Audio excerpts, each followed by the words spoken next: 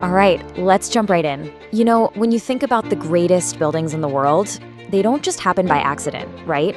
Nope, they're the result of a really meticulous plan, a precise build, and super thoughtful design. So, just what if, we took that exact same architectural mindset and applied it to building our teams? Well, today, that's exactly what we're going to explore: the architecture of elite talent. So let's start with a really foundational question. And I want you to think about this for your own company. Is it kind of like a temporary structure just thrown together whenever there's a problem? Or is it a skyscraper intentionally designed to stand the test of time and really dominate the skyline? The real question is it built to win? And that brings us right to the core idea of this whole explainer: talent architecture. Look, let's be super clear here. This is not just about filling open jobs. It's about the intentional design of your entire talent ecosystem. We're talking about everything from how you first attract people to how you hire them, and maybe most importantly, how you make them want to stick around and actually build their careers with you. It's a proactive strategy, not just a reactive chore. Okay, so every great building starts with a blueprint, right? Well, in the world of talent, that blueprint is all about one thing: attraction.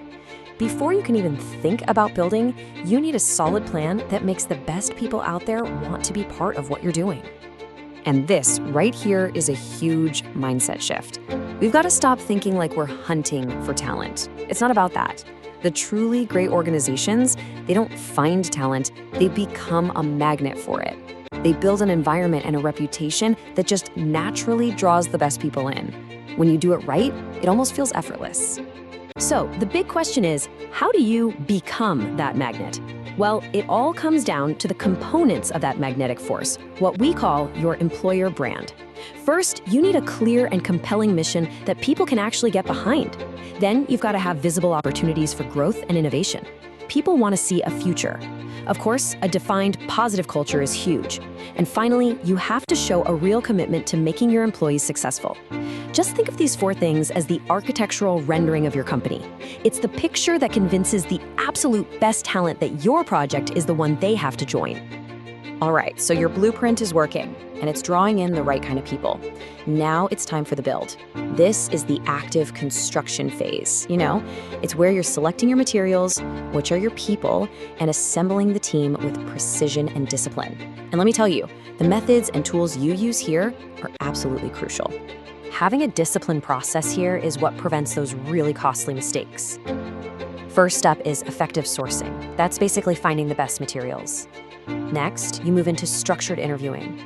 This is so important because it ensures every single candidate is measured by the same yardstick. And finally, you have objective assessment, using the right tools to prove you're making the right choice without all the biases that can, create weak spots in your whole structure. Now, during this whole build phase, you're really looking for two critical fits. The first one is skills fit. That's the obvious one, right? Can they actually perform the tasks? But the second one, culture fit, is every bit as important. The real question is, will they thrive and contribute in your specific environment? I mean, you could hire the most brilliant person on the planet, but if they don't mesh with how your team works together, the whole structure gets weaker. You need both. It's absolutely essential. Okay, so what tools do you have in your construction kit? Well, here are some of the big ones. Structured interviews, they're all about fairness and consistency. Skills tests let you validate that someone can actually do what they say they can do. Then you have behavioral questions, which are fantastic for helping predict how someone will perform on the job. And finally, workforce planning.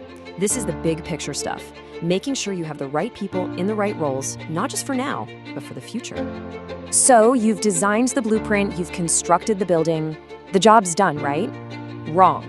Not even close. Now comes what might be the most important part of all: the move-in. You've got to turn this structure you've built into a place where people genuinely want to live, work, and just thrive for the long haul. You see, retention isn't some afterthought. It starts the second an offer is accepted. That new employee journey kicks off on day one with structured onboarding, making them feel welcome and ready to go. Then by week 4, you're focused on early engagement, making sure they're connecting and feeling valued. And by month 6 and beyond, it's all about continuous support, really fostering their growth for the long term. And these 3 pillars, onboarding, engagement, and support, they're all deeply interconnected. Think about it. A great onboarding experience leads directly to higher engagement. And that consistent support, it fuels that engagement and builds real loyalty. When you get all three of these humming, you create an environment that doesn't just stop people from leaving, it actually empowers them to do the best work of their lives. So when you pull it all together, what's the big takeaway? It's this. When you approach talent with a true architect's mindset, you're not just filling seats. That's small thinking. You are building a structure, an organization that's capable of real, sustainable growth, incredible innovation, and lasting success. So let's just do a quick recap of the 3 pillars of talent architecture. First, you have the blueprint. That's all about proactively attracting the best with a super strong brand. Second is the build, selecting people with a structured, objective process. And third, the move-in, making sure you retain and develop that awesome talent through dedicated support from day one. And as we wrap up, I want to leave you with this one question. You don't have to go out and rebuild your entire company overnight. That's not the point. Just think about your own organization's talent architecture. What is the one brick, just one small, tangible thing that you can lay tomorrow to make your entire structure just a little bit stronger?